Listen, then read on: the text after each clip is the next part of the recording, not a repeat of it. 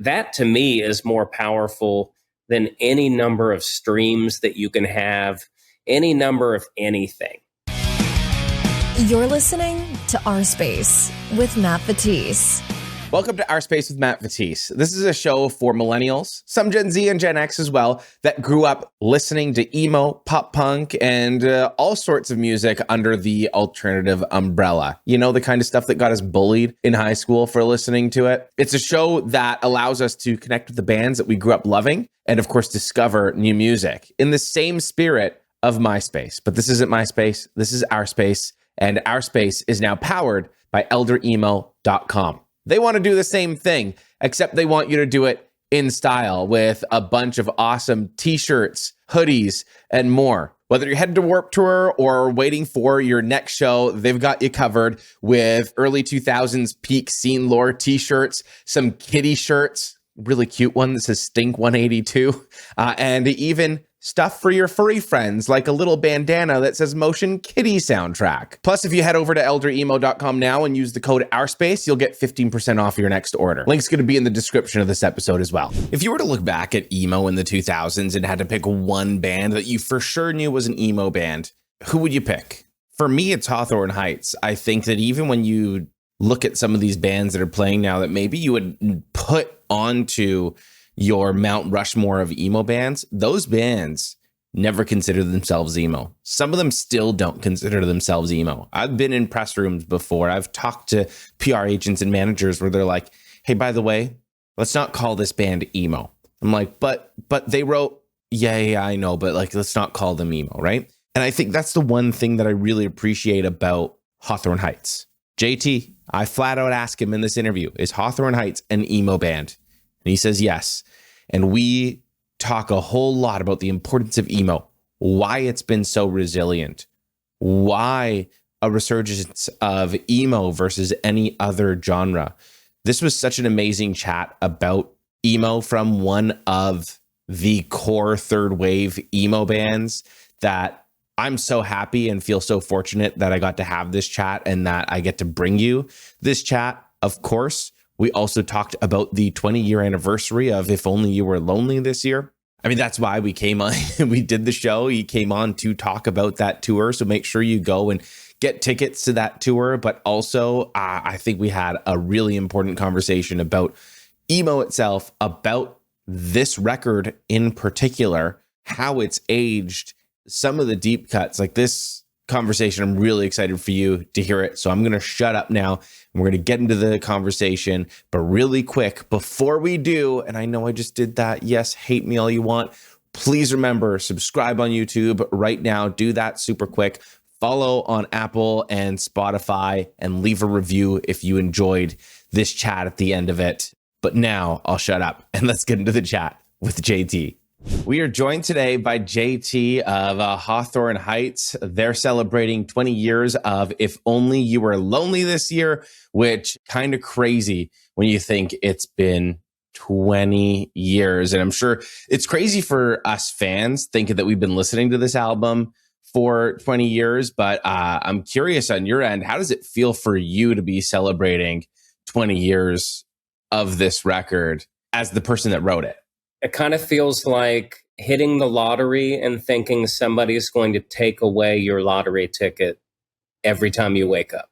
The fact that the band has lasted this long, the fact that the music scene has lasted this long, the fact that emo has been in 20 different waves at this point, and really it's kind of being solidified as like here to stay, I would think, in some form or another.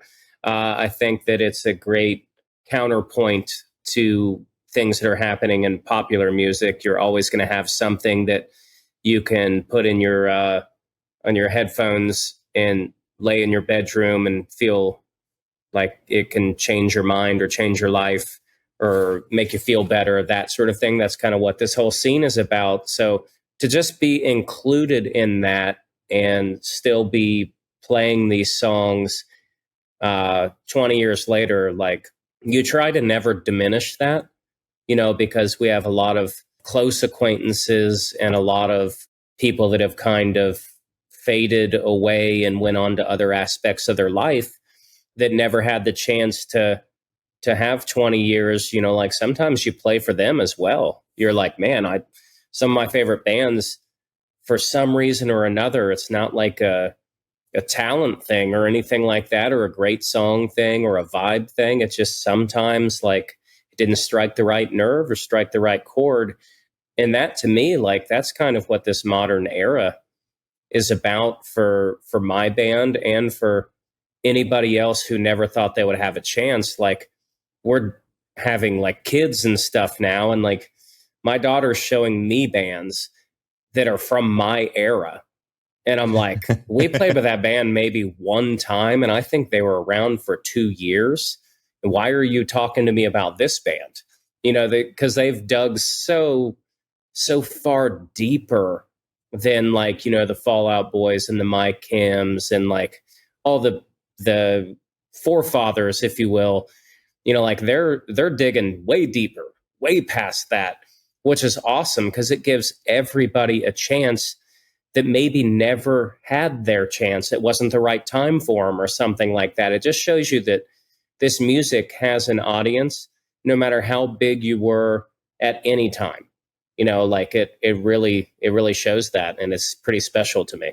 I was going to say, I think that's really cool that you say that, because I think that sometimes we kind of get lost in the sauce in a sense of like, oh, well, there's this resurgence, so everybody's just listening to the big guys, and that's kind of it, because we think of like surface level popular, you got your Fall Out Boys and your My Chems, but the fact that, even your daughter's digging deeper into some people that maybe even you hadn't thought about in a while, because there were a lot of really good bands that maybe even just dropped one album and disappeared off of the face of the earth back then, right? I think that we've even seen that with a lot of really cool bands, even throughout the 2010s as well, when emo maybe wasn't as popular or going through where it is right now, where people dropped an album or two and then just fell off the face of the earth or went to go work regular jobs or whatever it was. So we're kind of in that era of emo being at its height. And I think that it's bigger now than it was in the 2000s. But one thing that I've noticed over the last little while of interviewing and talking to a lot of emo bands, or just bands in general, is that even the bands that were really big in the scene throughout that 2000s emo era, I think because emo was sort of a dirty word back then, a lot of bands even today still don't want to go by the moniker of, them being an emo band. So I'm kind of curious to hear it from you. Is Hawthorne Heights an emo band? Absolutely. I mean, but that's who we've always been. Because, like I remember our first couple of interviews, the first time that we got signed by Victory Records, first time we released a song, somebody mentioned it and we're like, yeah, I mean, that's exactly where our roots are.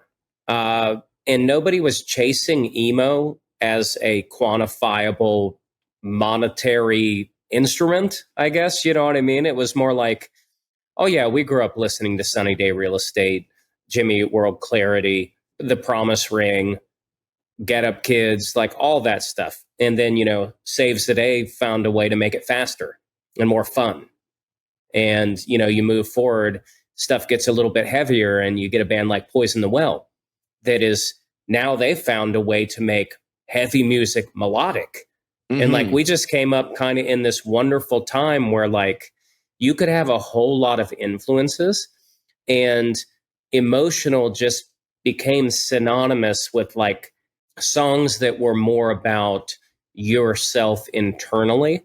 The way I kind of describe it is, in the 90s, everybody went through their like Green Day phase because pop punk got massive in a great way. Green Day breeds like Blink-182, and you're in that really cool space. And then you get kind of pissed. Maybe you find Fat Records, you dig a little bit deeper, and you find like No Effects and Good Riddance, and all that stuff is about you versus them.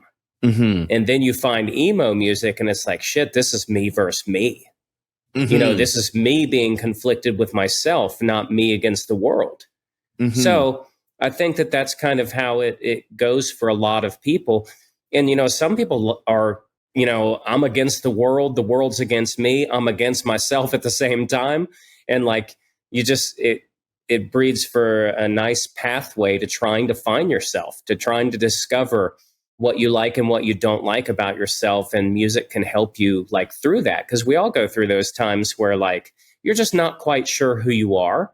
And some days you're Green Day, some days, you know, you're pissed off and you need something heavier, and some days you're tormented and you need a band like I Hate Myself, which says it all in the name. I Hate Myself, best emo band name ever. So, you know, it's for me, it's like the only really trendy portion of all of it is the explosion of emo as a marketing term. Mm-hmm. And also like the aesthetic. The aesthetic is really just, if you crossed Warped Tour and hair metal and grunge, if you put all those things together, you kind of come up with Myspace-era emo. And it's because everybody who was there, that's all they grew up listening to. You know, all these like, you wouldn't think you could get from Def Leppard to, you know, a band like Hawthorne Heights in 3 bands, but you can. And it just comes to time period. You know what I mean? Like the cool thing I think now is the generation that's like directly below us that is in the emo scene. They're influenced by like American football, the guitar playing of American football, but turning it into stuff that sounds like us. You know what I mean? Like we're more of like a power chord band because we grew up listening to Green Day and Blink-182 and Weezer and like all that stuff. And then they grew up shredding on guitar because American football did. And it's awesome to hear younger people play better than us from a band that's older than us. Like that's what it's all about. That's the beauty of all of this. And that's why it's so awesome that, you know, If Only You Were Lonely is still relevant at all. I think you bring up a really good point. And I've brought this up on the podcast multiple times with multiple people. I think that the bands that are doing it now are doing it better than anyone in the whole emo space because they've been able to take everything and mix it all up and write. Like there's just so many good bands out there, and they are mixing things like American football and let's say a Hawthorne Heights or, you know, a post-hardcore influences, putting them together. And what do you have? You have Hot Mulligan.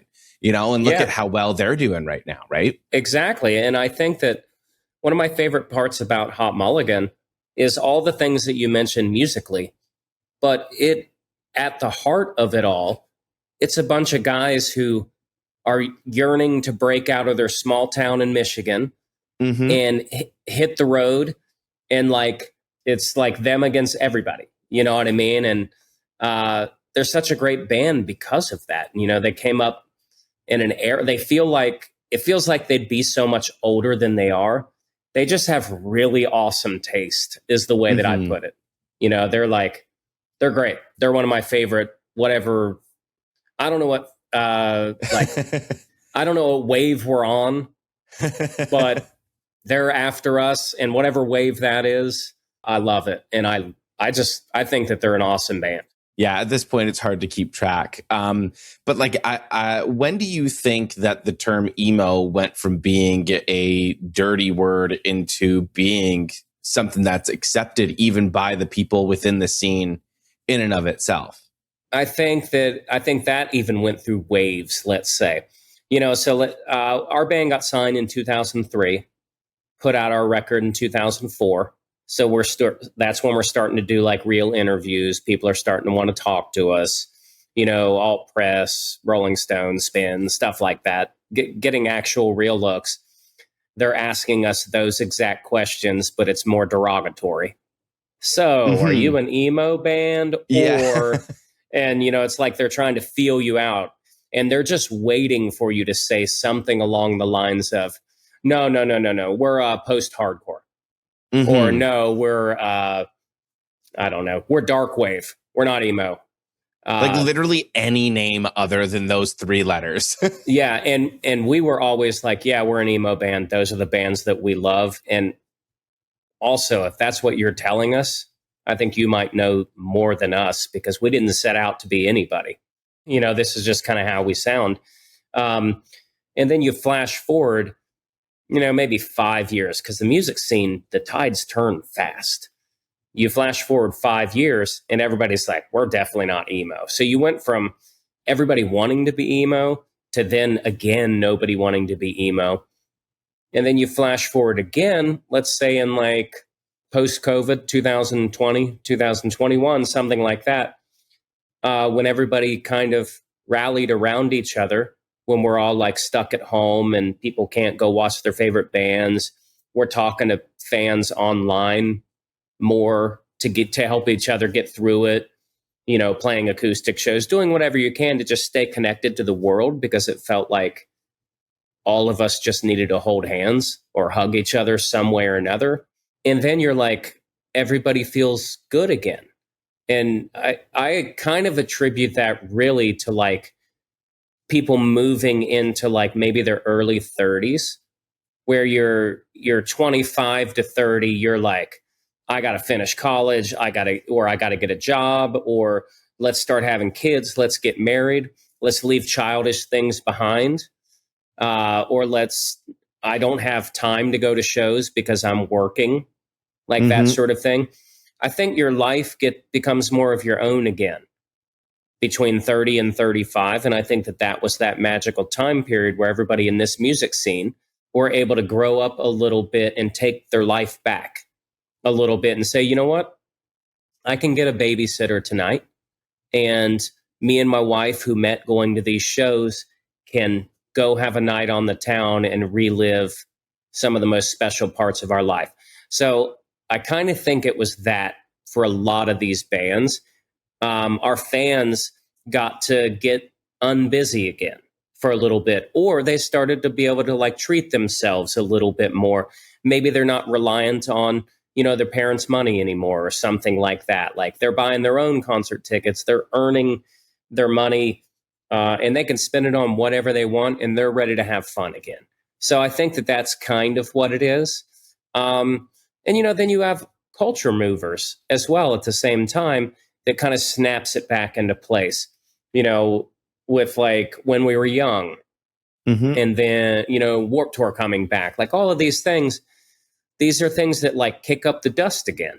And it's great dust. It's pixie dust. It's not dirt. It's awesome because of that. We have all these things that the younger kids are now coming to. Like we'll look out in the whole first row, the barricade dwellers. Those are all 15-year-olds that have never seen Hawthorne Heights before, that are ready to experience this for the first time. And that's just something that you never would have thought would have ever happened, that people are discovering us just on a Spotify algorithm or whatever, you know what I mean? Like, so I think that's kind of one of those things that like keeps it special for all of these bands. What's that like though? Seeing 15-year-olds in the front and knowing that you've got the 35-year-olds, the 15-year-olds, and now you're a multi-generational band. It's really special. A lot of these times you'll see the kids will be in the front and then the parents will be directly behind them. And like you can see each other in them. You know what I mean? And like you just look out and you're like, all right, this is special because this family is bonded because of this. And our only real job, specifically as Hawthorne Heights, is to try to make whoever's in the room feel better for 1 minute. And if you can get a family to feel better for 1 minute and stay together, like that to me is more powerful than any number of streams that you can have, any number of anything.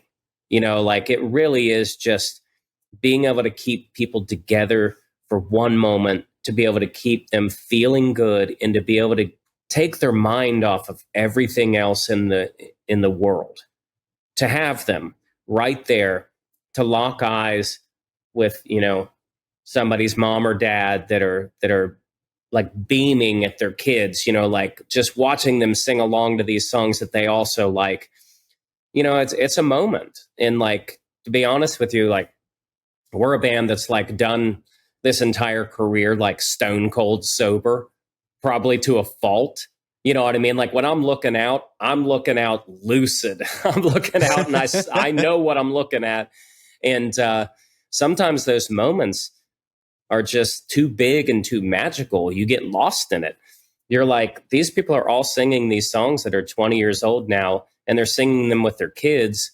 Or these people, there's young people here that have no connection to anything other than they found it somehow. That means this music can be found forever, whether it's by one person or a million. You know what I mean? Like it's there forever. And I really attribute one of the major galvanizing parts of this entire scene was MySpace, was being that first digital portal into looking at somebody online that had the same hair as you, or had the same bands in their top 8, or, you know, the same music playing in their player.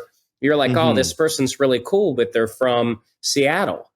Like 3 years before that, you might not ever talk to somebody Seattle in your lifetime. You might not ever make it there, but all of this music hit at the right time, that it was a conduit to the entire rest of the world. And that to me is the special part of emo and when it came out. 2003, 2004, all of that stuff. You know what? I'm really glad that you brought that up, because I think that there really is something special about emo. I think it's why we all are here. I mean, you as a band, me as a podcaster, a creator, and even as a fan, and why the whole branding around this is called OurSpace, because I wanted to make a nod to that. It's not MySpace, but this is OurSpace. It's OurSpace to connect with a bit of that nostalgia, but not get lost in it and discover new bands. Because that was, to me, the spirit of MySpace was, hey, I can log onto this website and I can send a message to Jimmy Eat World and get a freaking reply back, which is super cool. But also, I can go on their top 8 and I can find a band like Hawthorne Heights that I'd never heard of before, or like Sugar Cult or whoever, of just like clicking around and go link to link to link. And, or, you know, you find a friend that, like I think of this one specific person, Tom, not the Tom, but I met him on family vacation in Florida, and he was about my age, and we started hanging out at the resort, and was like, are you on MySpace? And we connected through MySpace at the time. And I found bands because he had it on his MySpace page, right? Yeah, and so it was like, your first algorithm. Like really your first discovery portal was, you know, it used to be you and your friend in your room or whatever, playing video games or whatever. And like you're trying, or everybody grabbing the aux cord on your way to high school or whatever. And you're always trying to outcool each other. You know what I mean? You're trying to play whatever is hip and new. That's what MySpace magnified that times a million. Because, you know, you have people are like, it's hard to think that there was a time where you could have My Chemical Romance in your top 8, and that was an under the radar play. Yeah. Do you know what I mean? Like there was a time where like, it's like, dude, My Chemical Romance, let me check that out. Do you know what I mean? Like, so that is really how things like spread like wildfire. And I attribute a lot of our early success to MySpace, mainly because we were a band, like I said, we're sober to a fault. We're very like, we've always ran Hawthorne Heights as like, I don't want to say an entity, but I want to say we've always run it like a business and cared about it. We're careful with our brand and everything like that. So we would always respond to messages. Like, well, if we had an 8-hour drive, 2 of us would have the sidekicks out, and we would just be ripping through, reading comments, texting back, like all of that stuff. You get them in as a text message, and you'd have to reply as a text message then. Yeah. So it's like doing stuff like that, like doing all that like groundwork, really it cements you and it attaches you, and people have all these special feelings about that. And like playing those shows of that era, you know, these are all like just wonderful cobwebs in our brains, you know? And that connectivity of these cobwebs going from Ohio to Japan is wild. You know what I mean? And that's like, that to me is really cool. It's like dawn of the internet stuff, which is hilarious. You know, like all that stuff is super cool to me. I have to ask you a question, kind of going back. This is something that was probably just I don't know if it was just sort of like a rumor of something that I had heard back in the day. Maybe it could be your version of Marilyn Manson removing his ribs. But I had heard that Ohio is for Lovers was written as an ironic song making fun of emo tropes or stereotypes. Is that true? Or is there an element to that there? Nope, none of that's true.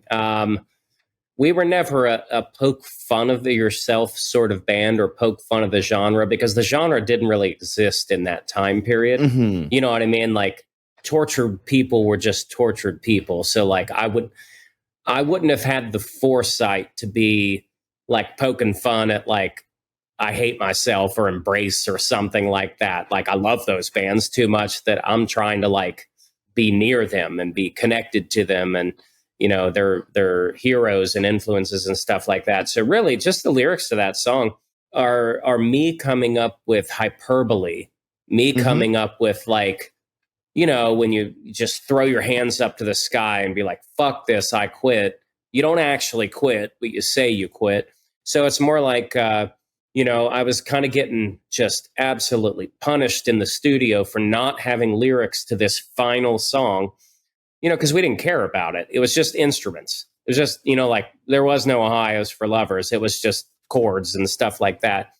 We're like, well, we already have enough. And he's like, well, you should have one more. Just do it. And so it was kind of pissing me off. I went and called my my girlfriend at the time, Nikki FM, who is now my wife. And like I called her and I was wanting like a shoulder to cry on. And I was, you know, like feeling bad, feeling sorry for myself. And she's like, look, I don't know if I want to be dating a guy in a band that's going to be gone all the time. You've been gone for 3 weeks and like you sound miserable. So I don't want to be miserable at home and you're miserable away. I don't know if this is going to work. So I'm like, oh my God, this guy yelling at me, and now my support system is yelling at me. And like, all I want to do is, you know, this is probably 2 or 3 in the morning. All I want to do is catch 5 hours of sleep on somebody's floor in Chicago winter with a sleeping bag. So like, that's where cut my wrist and black my eyes so I can fall asleep tonight or die because you kill me. You know what I mean? Like, everybody was coming at me all at one time. And, you know, there's a lot of pressure because we're making our first album that has, I don't want to say expectations, but somebody's paying for it. You know what I mean? Like, before, you're just a local band. You're just like, hey, how much money we got? $400. All right, we can record 3 songs, you know, and then we'll all work and play a show and try to record more songs. But this is the first time that there's stakes in the game. We have an opportunity to try to live our dream here. And every once in a while, the walls feel like they're closing in. And that was just one of those moments where the walls were closing on me specifically. So I won. You did. You won. Everybody that was yelling at me, I shut them up. You're still standing here 20 years later. Does it feel like a celebration? It does. I think every day is a celebration. Anytime you can play music, anytime you can be just a tourist in general, to see other parts of the world playing your music. It doesn't matter if one person comes or a million people come. If somebody is there and you can have some sort of connection with songs that you came up with during some of your darkest times to help them through their darkest times, that's all gift stuff. Every day is a gift that you can do that. And, you know, that's one of the things that drives the artist to work so hard on it. And 20 years in, running this band like our only job, you know, like eventually it's going to feel awesome to say we've retired from Hawthorne Heights. That is what makes you wake up every single day. Those are sobering moments for us. You know, like, you're just like, hey, stop complaining. We get to do this for a living and play for our fans. I know that every once in a while, the stress and anxiety of trying to get the stage show together or be in the studio, like all that stuff, that's all just like pain and panic being weighed down you at that time. We're all pretty good about just going, hey, you got this. Let's go.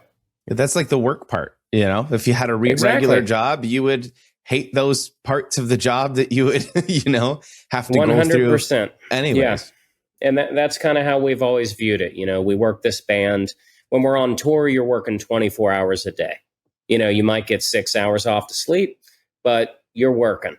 And when we're home, we work at 9 to 5 and Monday through Friday. And we just treat it like if you would be willing to do that for any other company, you should be willing to do it for yourself. And we are. Absolutely. You've described this record in particular as triumph and tragedy. You've even compared it to a fairy tale and a horror movie. And I'm wondering if you can expand on that portion. Yeah, for sure. So If Only You Were Lonely, I consider it the perfect counterpart to when your dreams come true. When do they come crashing down? What happens when you do get to live your dream? Because there's a dark side of that as well. And that dark side is you've been gone for, let's say, 300 days in 2004, going into 2005. You have went from working at a gas station to being on the cover of your favorite magazine in 1 year. That comes at a toll and it comes at a price. And that price is you've been on the road constantly. You've been in the studio constantly. So this is where your personal relationships start to get worn down, no matter who you are, because everything is so new. 20 years in, we all have the levity to understand how to maintain our personal relationships. But the first year of you being in a band, that is really tough. So If Only You Were Lonely is that story. It's that story of, okay, now we're on the road. Now we're playing with bands that we love. We're meeting new people. What are the problems that come with that? What are the problems with all of our loved ones not being able to live it with us as much as we want them to? So it creates tension, Sometimes it's good tension. Sometimes it's nervous energy. Sometimes it's, sometimes it's magic. And sometimes it's going to fall apart. And If Only You Were Lonely is the first time that everything felt stable and unstable at the same time. Like I said, first record, the label just signed us. They didn't think we were going to be successful. They used to sign a lot of bands, But the second record, it's like, oh, well, you've sold 1 million copies. We better get another 1 million. And that's a lot of pressure. And, it's also like you're feeling the pressure of the entire music scene growing at the same time and you not wanting to get left behind. So you're not necessarily trying to compete with bands you love, but you're trying to at least stay in the same stratosphere. So really the album is about isolation, and it's about, feeling you're always around people, but you need time to be by yourself and you don't get it. So there's nothing worse than being lonely in a room full of people. And that, that's kind of how I characterize it. There's a lot of stuff that was happening at the time, like pressure from the label to not only to perform, but in order to just get our studio debts paid and stuff like that. It was very contentious for no reason other than it just had to be. We're coming off Warped Tour 2005, which is the heyday of Warped Tour. So many heavy hitters on that year. Mike Hem, Fall Out Boy, Atreyu, All American Rejects, Under Oath, Hawthorne Heights. Paramore was there. Yeah, it was Paramore, just, nuts. Just the scene was nuts. So you're playing in front of 30, 40,000 people a day. And at the end of that tour, I'm getting married. And then I'm going right into the studio. And we're supposed to be writing an album, weaving through all of this stuff. So it really was, there's like a lot of stress, pain, anxiety, and panic in that album, but it's all under good circumstances. It's a dark album because those thoughts are dark. They really are, but it doesn't mean that, you know, the world wasn't burning around us. We were burning ourselves, burning the candle at both ends. Is there a song on the album that hits harder now than it did back then for you? For me, I would probably say the last song on the record, Decembers. That song is about me getting married, and instead of taking a honeymoon and taking a month off and living with my brand new wife, it was about going to the studio and recording If Only You Were Lonely. So like that song is about when we first met, all the challenges of trying to talk her family into thinking that I'm a good guy with a good heart and I'm going to take care of your daughter. And it doesn't matter that I'm playing in this shitty band. You know what I mean? You got to get past the fact that I'm trying to do this because I'm actually trying to live my dreams here. That's really tough to tell somebody because it takes so much trust. You know what I mean? Most bands are not going to, it's not going to work. And, I had full faith that we would be able to find a way. And so that song is about just feeling like you're not good enough and then proving that you're not good enough by leaving. Under those circumstances, it's just really, really tough. And, we're still together. We still have a great relationship. And I think it's those moments where we trusted each other. And, sometimes it wasn't easy, but like we've allowed each other to like spread our wings and be cheerleaders for each other. And that to me is why that song is so special. It would be dark if that was, if we're not together anymore. So for me, it's really triumphant. Are there any tracks on this record, maybe even that one, that you don't get to play often that you're excited to play? Yeah. I mean, we are excited to play the whole record only because we've been a band for 20 years. You got, 6 or 7 albums, a bunch of EPs, a bunch of singles. It's really rare that you get to play, there's 11 songs on the record. It's very rare that you get to touch a lot of them. You're really, we're always playing Saying Sorry, This Is Who We Are, Pins and Needles. Those are like staples that can't leave the set or people get mad at us. So those are forever. But, this is our time to like dig a little bit deeper into a song like Dead in the Water, which is one of my favorites for the record. It's probably one of our heaviest songs.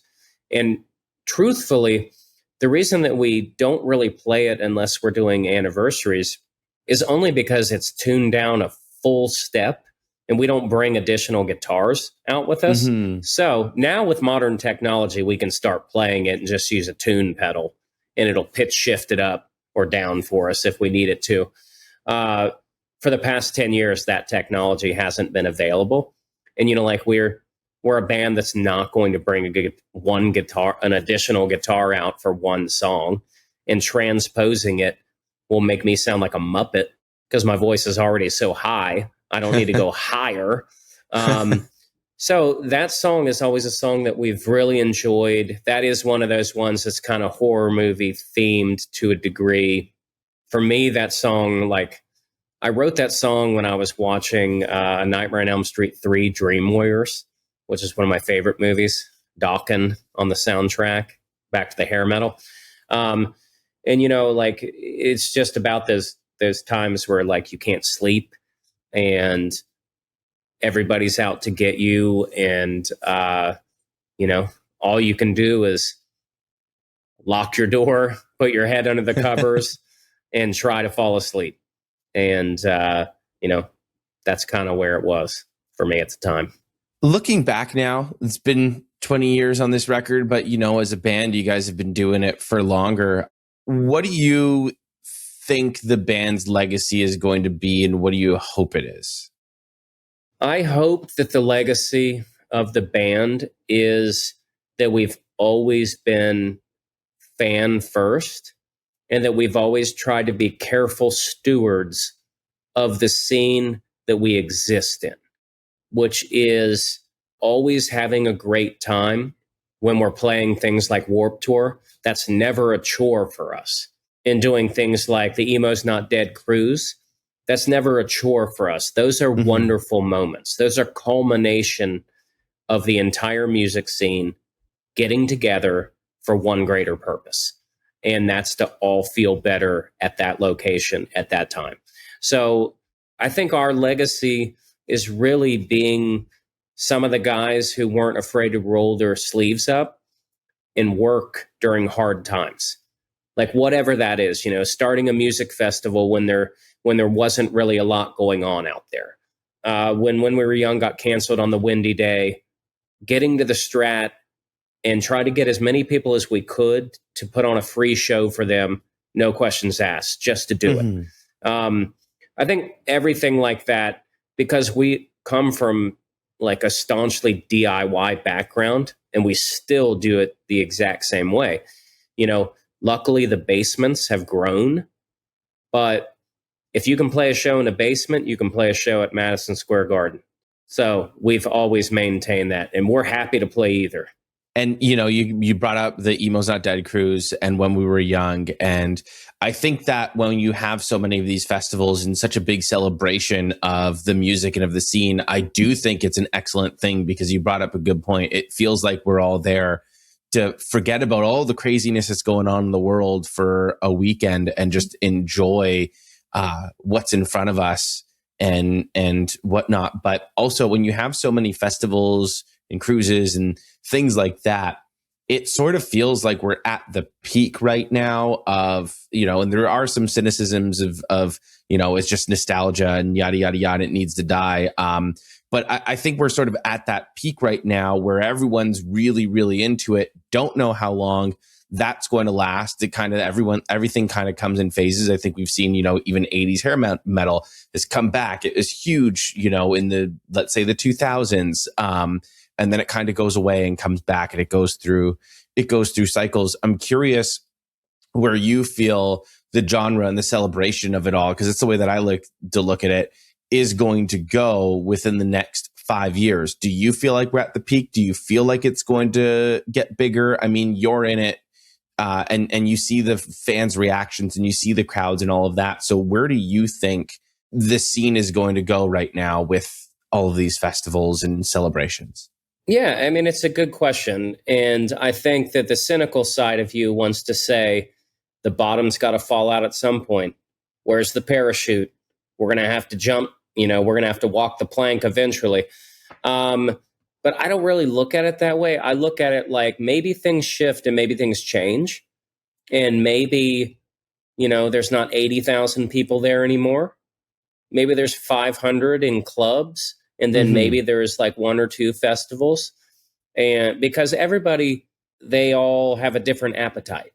Do you know what I mean? So like some people are like, yeah, I go to Warped Tour every year, but I don't really have much time for anything else. So I do it all at once. And I bring all my friends and that's fun. And then some people are like, I like to microdose. I like to go to one show every 2 weeks to feel something, to feel live. And sometimes it's the bands I grew up with, and sometimes it's somebody new. And, I think that we offer an outlet that doesn't exist anywhere else to these specific people. And I hope that everybody continues to come, but I also hope that the younger generation understands that they're welcome here, and that all these bands are just tormented just like you are, and just come, scream your head off, sing, stand in the back of the room, crowd surf, stand at the barricade, do whatever you want, but you're welcome to like turn your brain off for a little bit and just live in this world with us. I think that the real organic melting pot that this music scene is allows it to exist a lot longer than you just hoping that you have a hit on your next album to be able to fill the stadium. That's not really a pressure-filled life that I want to live. You know what I mean? Like, would it be great to have that sort of big budget and cash? Probably. But the second that it goes away, it's gone. I wanted to say too, another thing is, you kind of answered my question, but I still want to ask it, is looking back now, seeing this resurgence of emo, like, why do you think it was emo from the 2000s that had this big resurgence rather than maybe some of the, like, there were much bigger bands with bigger budgets that were coming out in the 2000s, but we don't really see that anymore. Like, there were much bigger bands than even My Chemical Romance, especially with the bigger budgets, that were being played on Much Music, or if you're Canadian like myself, I said Much Music, or MTV, if you're American listening. But emo is the one that's getting the big festivals, and My Chemical Romance is the one that's doing the big stadium tours, and Hawthorne Heights is going on the 20 years of If Only You Were Lonely tour. But there's a lot of bands from the 2000s that you just don't hear from anymore, and that have kind of been forgotten. And it's kind of funny because I feel like those were the bands that I thought back then, because they were closest to like the 80s or the 90s rock that was still around at that point, that I thought would also kind of keep up with that trend. But it wasn't that. It was emo of all things. I knew like 5 other emo kids in my high school. Yeah, I think that, like, depending on what bands you're talking about that haven't been able to like make it back out, my guess is those are bands that relied on big songs to be played on the radio and stuff like that. None of this existed on the radio. You know what I mean? It existed in MP3 players and real audio players and MySpace players. So you had to earn it and search it and seek it out. When the stuff is like kind of spoon fed to you on the radio, you'll find oftentimes some of those bands might have a big song, but it doesn't it doesn't make you want to go watch them. It makes you sing it on the way to work or when you're at Target, something like that. And there's nothing wrong with that whatsoever. But all this genre specifically makes people want to get in a room together with other people that feel how they feel. So for me, it's authenticity. Emo is 100% authentic. Even when the major labels try to sign bands that looked like they were emo, that didn't stop the real bands that were growing up in basements, playing rental halls, hauling PAs with them. You know what I mean? Like all of those sort of things, and never stopped them. So we lived without the radio. We lived without like real exposure on MTV and stuff like that, other than like specialty play, because we lived with the people. And that really is what it is. The people were spreading this music around, not the other way around. Yeah. Big singles, you got to be on the radio. You have to have like so much exposure. It's reliant on that. We were reliant on the people. And that's why it's so close and so authentic, is because built a community. Yeah. You were trading Pokemon cards. Nothing more than that. You know what I mean? Trading your favorite bands around. And it was so cool because of it. And it's still so cool because of it. You bring up a very good point, because I feel like growing up too, I mean, I feel like most people can relate to this. You grow up, you listen to so many different types of music. I mean, even outside of this podcast, the content that I create, I listen to so much more than just emo or pop punk music. But it was always the emo that I kind of went to, because that was the community that I found where the people were most accepting, right? It was like I would listen to emo and I would listen to punk, or I would listen to metal, but like the metal or the punk, like I just didn't really feel like I fit in. For whatever reason, you didn't look the part, you didn't act the part, you didn't do whatever. But it was like with emo, it was like, oh, you like the same band that I listen to and that I like? Here, take this CD home with you and let me know what you think tomorrow. And you go home, rip it onto your computer, and all of a sudden you're listening to Chiodos or whoever that you just discovered because a friend in class handed you a damn CD. So I think you bring up a really, really good point. Yeah, and I do think to a degree, we're all people that are from challenged backgrounds to a degree. Maybe you grew up a little bit lost. Maybe it was in school. Maybe it was with your parents. But we were all yearning to feel better. Even if you weren't willing to talk about it, you were willing to empathize with somebody else who you could tell didn't quite fit into whatever perfect world they thought they were supposed to. And I'll tell you, one of the most universal things is feeling lonely. It really is. Like feeling like you don't belong, no matter what it is. If you put me in the middle of, like, let's say a Comic-Con, like, I wouldn't know any of those people. They wouldn't know who I am. I wouldn't know what they're talking about, or like anime or anything like that. It's just not a world that I'm familiar with. I would feel totally alone. So, like, put me at a football game, awesome. I'm having a heck of a time. Put me at a rock show, great. But you put me on some other world, it's just like that. And it's sometimes being an outcast is healthy, and sometimes it's indirectly hurtful, and it casts a shadow over you. I think that's why this genre has always been so special, is because it's always been, come get in this room. Let's talk about it. Let's sing about it. Let's work through it. Let's wear all black. That's enough. Yeah. I think, like so many people, the people that have discovered emo for the first time are like, holy crap, there's someone else out there that gets it if you didn't have another person that got it. And then all of a sudden other people are listening to the same music, and you're like, it was almost like a nod. You didn't have to say anything. It was like, oh, okay, you get it too. We're going through the same thing and we don't need to talk about it.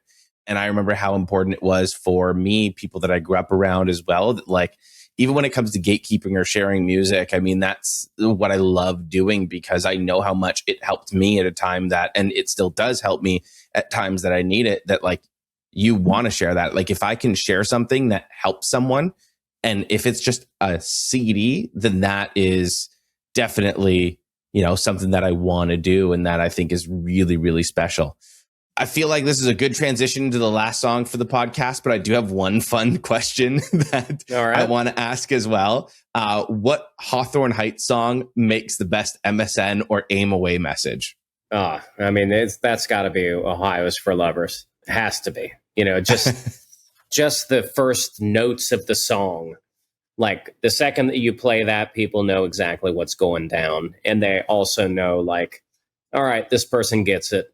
Yeah. That's my type of people, that sort of thing. Like, that's where I'm going.